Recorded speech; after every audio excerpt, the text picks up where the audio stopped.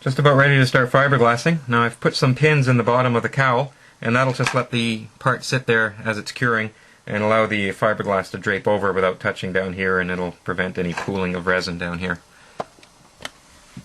So we're ready to go. For putting the resin on, I use these cheap disposable brushes.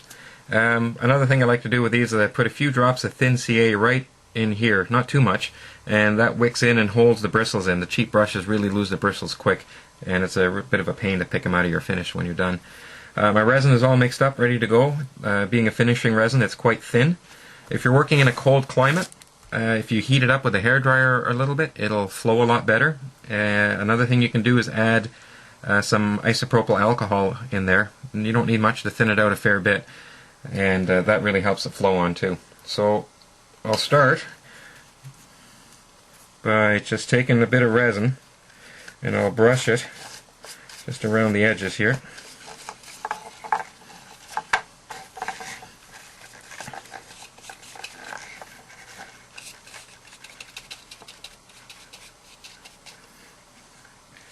You can see some of those hairs coming off anyway.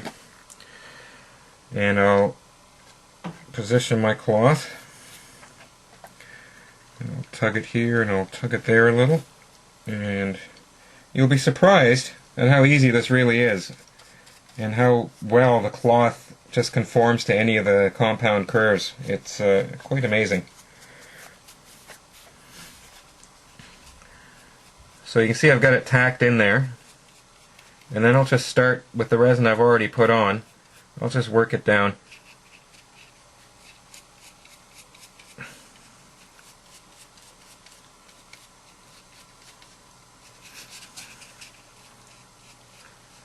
If you have any kind of epoxy allergies or anything like that, it's probably a good idea to wear gloves. Even if you don't, it's probably a good idea to wear gloves.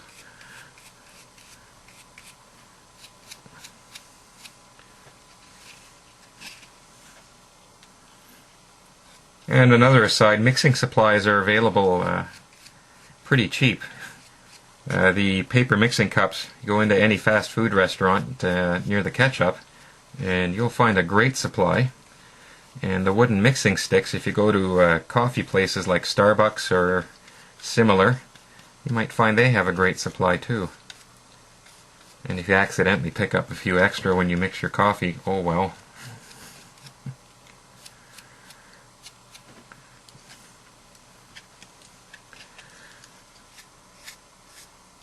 So you can see as the resin starts to wick into the cloth, it just conforms like magic.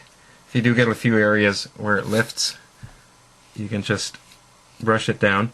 You don't want to use too much resin. Resin is what adds the weight, and the more resin you use, the more sanding you'll have later. But on the other side, you don't want to use too little resin, because then you won't get the finish that you need, and the cloth won't cure properly, and you'll be using a lot more filler when you're done.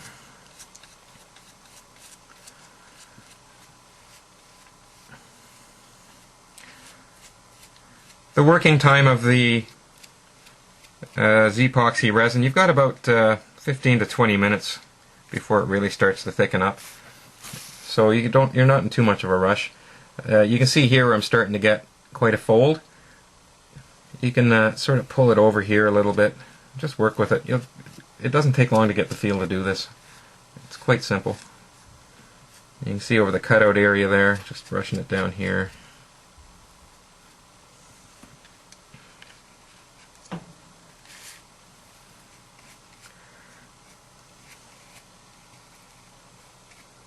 Getting a bit of a fold building there, so that's an area to watch. But see, if you get the resin in there and push it in, just work towards the edge, and it comes right out.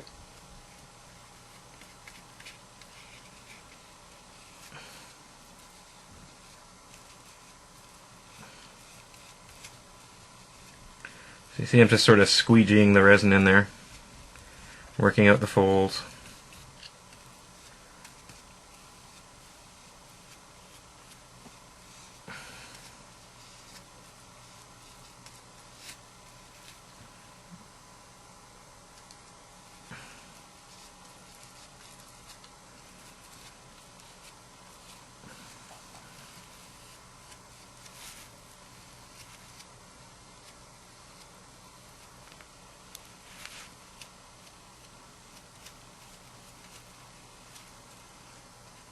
I have one fold there that's being a little stubborn, and of course it's right at the top where it's going to be most visible.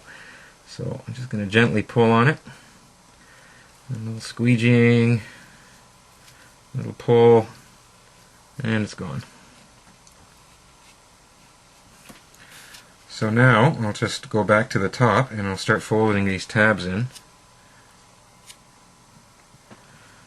It might be easier if I get the brush in this way.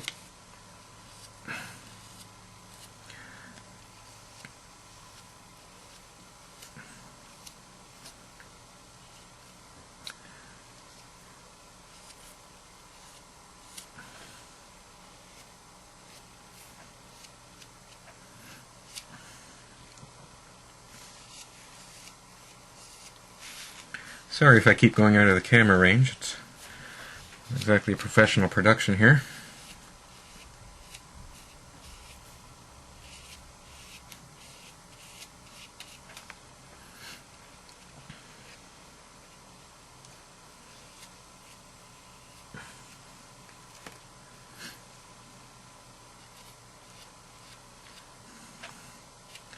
So as long as you're careful not to really load on the resin, this adds surprisingly little weight, and it really gives you a nice finish when you're done. It'll simulate a metal finish really well. There'll be no wood grain whatsoever, and nice and durable too, which is great to have on the cowl, because if you have a bit of a nose over, you got a nice strong surface to absorb the shock.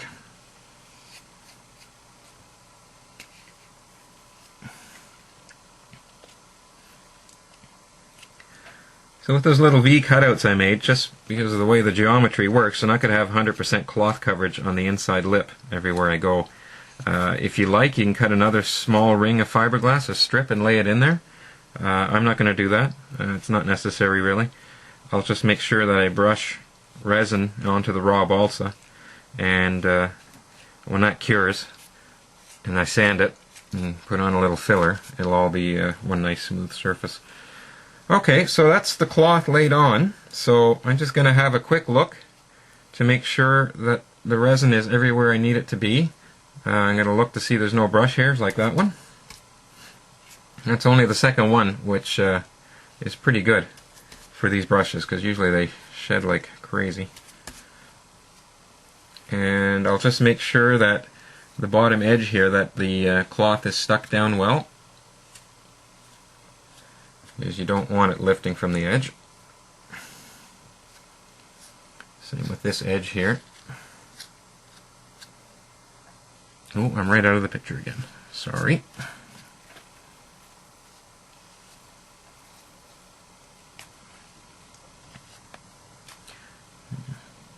Bit of a problem area there.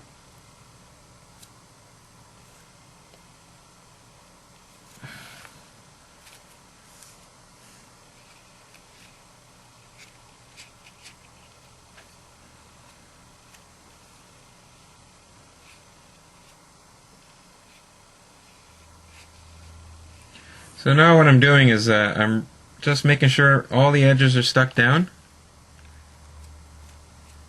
and making sure that the resin's spread evenly, and that I don't have any huge pools of resin, and also that I don't have any areas of cloth which are dry and need more resin.